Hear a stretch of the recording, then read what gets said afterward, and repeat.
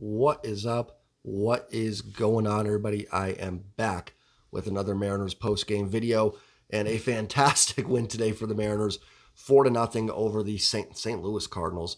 Arizona Diamondbacks. I'm mixing football, I'm mixing up my Arizona teams with St. Louis with baseball and football. That was a mess there. Before I get started, if you are new here, please hit that subscribe button. And don't forget to hit the like button on the stream as well. Like button just helps get this video out to more people. Lets YouTube know you may be enjoying it, so others might too. And I think you'll enjoy my content. Try to be very level-headed here. I don't have any inside information, but I give you my takes on it. I try to be honest, and I think you'll enjoy the content. So please go ahead and hit that subscribe button. So let's get into the 4-0 win today for the Mariners.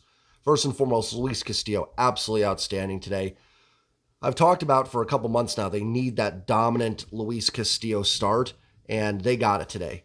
6 shutout innings, 7 strikeouts, I believe just 1 walk. A couple of the base runners, one was from a JP error, just really no threats today from the Diamondbacks, I didn't think. There was a couple times the leadoff guy reached, but I don't even know if they had a runner reach second. They may have, but I don't think they did. I'm sure they did. There were some well-timed double plays in there too, some hard hits. I think Canzone lined into 2 double plays. But Castillo, absolutely fantastic. Delivering a start that you need an ace pitcher to deliver. Especially in a game like today where it kind of felt like season on the line a little bit. Now, everybody else kind of lost in the wild card race. So the Mariners essentially gained ground on everybody. So that's awesome. But either way, it definitely felt like if you lose, there was a chance you're 6.5 out, just losing time. So Castillo steps up and delivers a start that you need your ace to deliver. He was absolutely fantastic today. So great start from Castillo. And that's what you need from aces. They need to sometimes will the team to wins. We've talked about how many times Felix did it for this team. Now, unfortunately, Felix was on some very poor ball clubs, so it didn't matter. But Castillo's on a decent club. So really good to see. Bullpen was great. Topa did his job. Matt Brash pitched a shutout inning, and Taylor Saucedo didn't get us to any of that 9th inning struggle where it's like, ooh, they need to get Seawald loose and warm here. Saucedo took care of business in the 9th inning.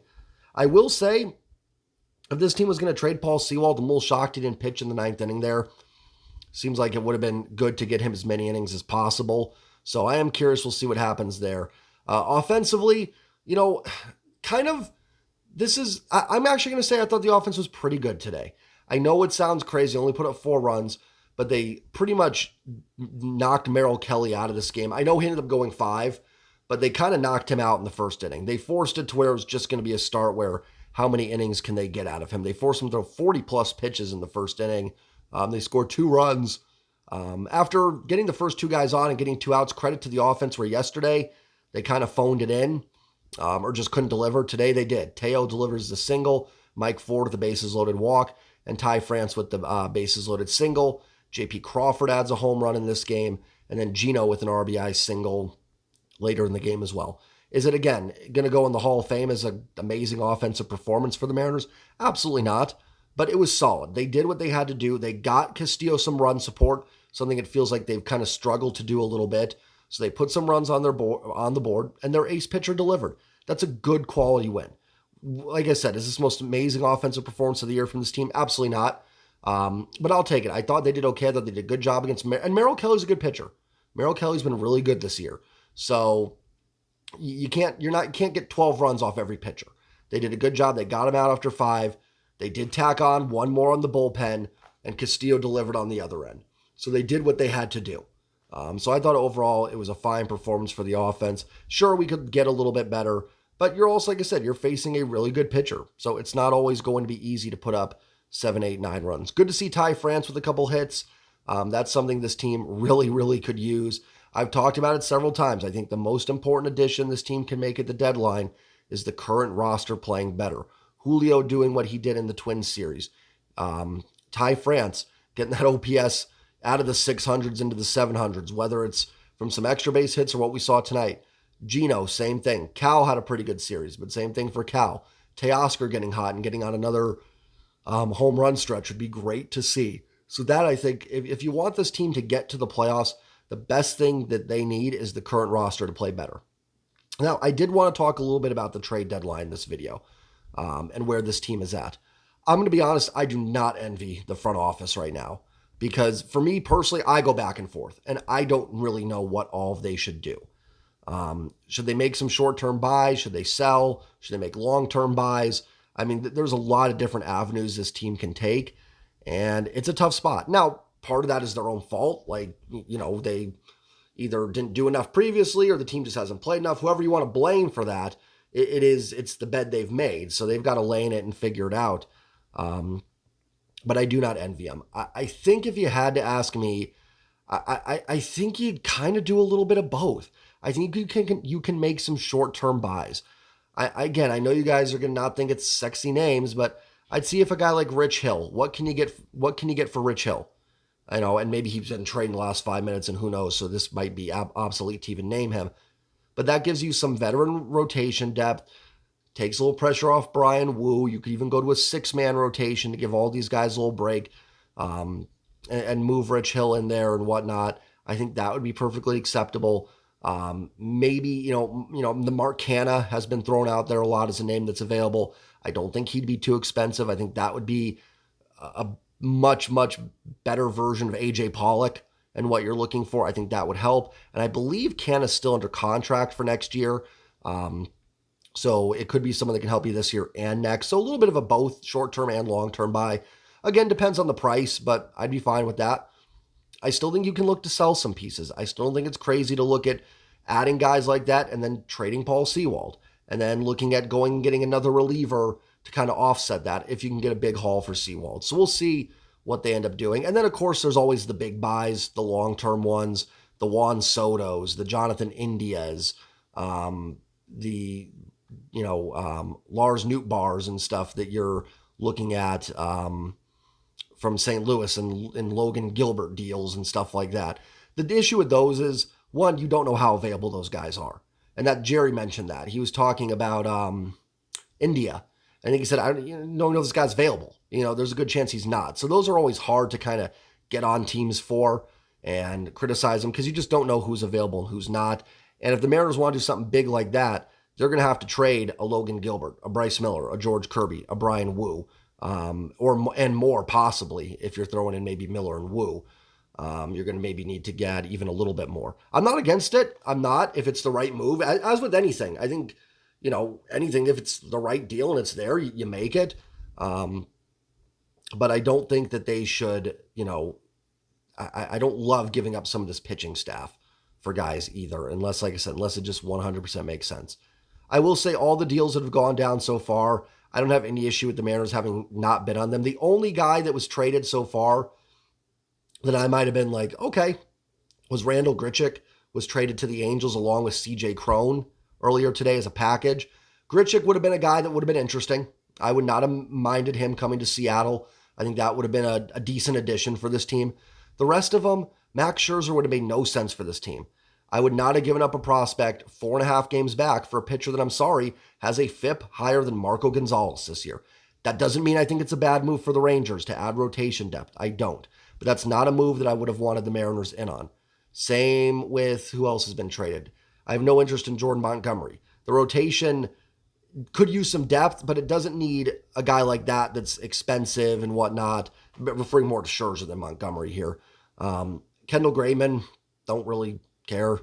He's been kind of meh this year. I don't think that's a bad deal. Again, I'm not saying these deals are bad.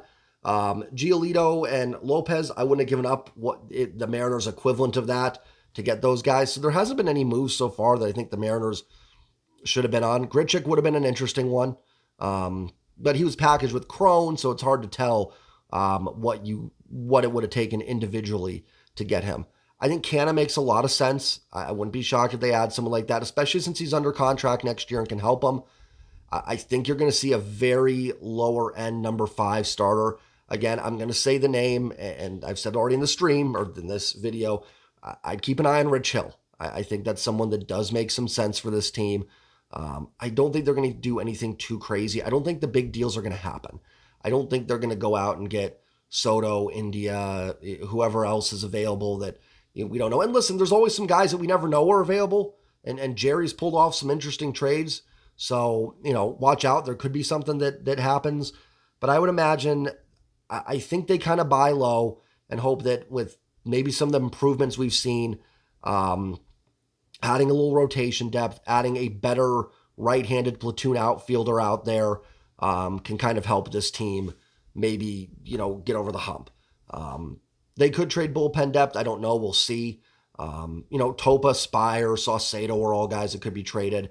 I don't talk about that a lot because those guys just are not going to get you a ton. They may actually be more valuable to the Mariners. And it's why I've said Sewald. It's not that I want to lose Paul Sewald, but Paul Sewald's, along with maybe Munoz and Brash, are the only guys in that pen that are going to get you anything legitimate.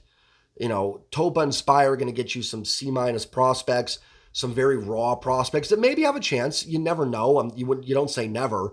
The Mariners got Prelander Baroa, who's an interesting prospect for Donovan Walton.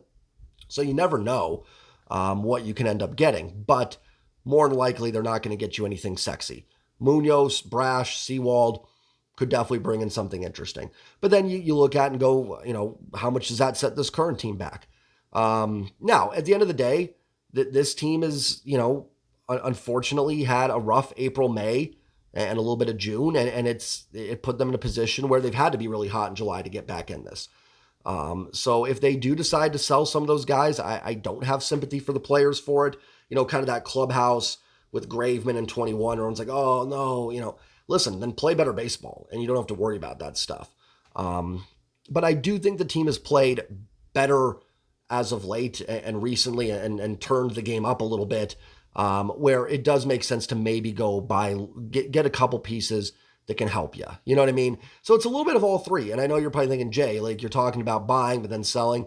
I think it's a little bit of everything. And we've seen Jerry do that before. I've said it countless times, but if you're new here, maybe you haven't heard it. I think it's going to be similar to the 2021 deadline where they got Tyler Anderson, they got Diego Castillo, they got Joe Smith. They did give up Kendall Graveman, but they offset it with a couple reliever additions there as well. They could do something similar this year with Sewald. Send him, get a big package, and then offset it with maybe going and getting a reliever from, I don't have any on the top of my head. I've mentioned Jason Foley from Detroit several times. Trying to think of another team that's out of it that maybe has someone. I mean, maybe trying to think of teams that have, like good relievers that are bad. It's hard. I don't know all the bullpens. I mean, you have some big names like David Bednar and stuff, but that's going to cost you too much. I'm trying to think of a team that's more, lower level, that's out of it. Like, it's, someone in the Nationals bullpen, that's maybe got some good strikeout to walk numbers down there, but, I can't think of anybody who pitched in that series that's jumping out to me. But, you go get someone like that. And yeah, it's not the same as Sewald, but you look at the package Sewald gets you add Canna, you add Hill, you add that reliever, and you go, hey, we're net better. We are a net better team. And that's what they did in 2021. Now, listen, the Graveman trade did not work out very well. Toro was not good, although I will argue that Graveman probably would have left in free agency anyways, but besides the point. But I think the process behind the trade was fine. The execution just wasn't great. So I see something very similar to that there. So we'll see what ends up happening. I'll be here. If any breaking news goes down with trades, I will have a video up right away or as soon as I humanly possibly can for you guys. Good win today. A really nice win. A really nice series win and a great road trip. This team is playing pretty good baseball. Outside of that Detroit series after the All-Star break, I mean, if you go back before the break, they were 7-2 in their last 9. Detroit series, that would put them at 8-4. Split with the Twins, 10-6. Beat the Blue Jays, 12-7. Twins, 14-8. And D-backs, they're 16-9 in their last 25. This team is playing some good baseball right now. And listen, they're still in it. They are hanging around. They're in this race.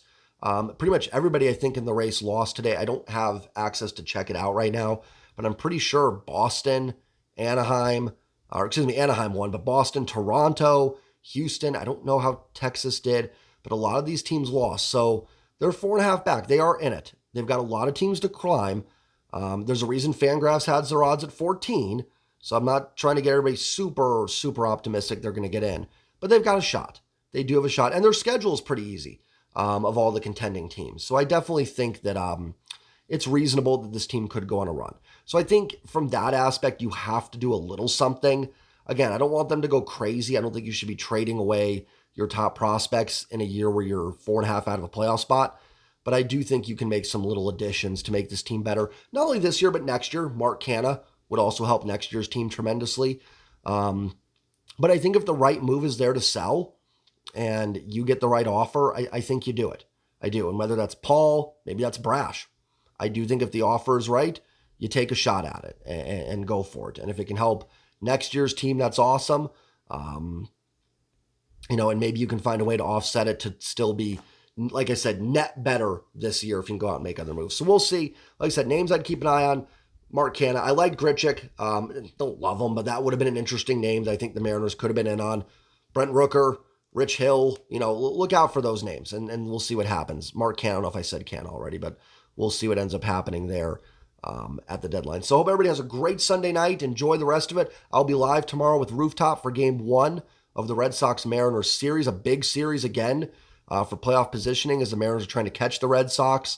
That's one of the teams that's in front of them, so a series you want to go out and win and try and make up some ground here in the playoff race. So I will be here for that. I hope everybody has a great Sunday night. Remember to hit like. Remember to subscribe if you're new here. Appreciate it. And I will see you guys all tomorrow night. Have a great Sunday, everybody. And as always, go Mariners. Peace.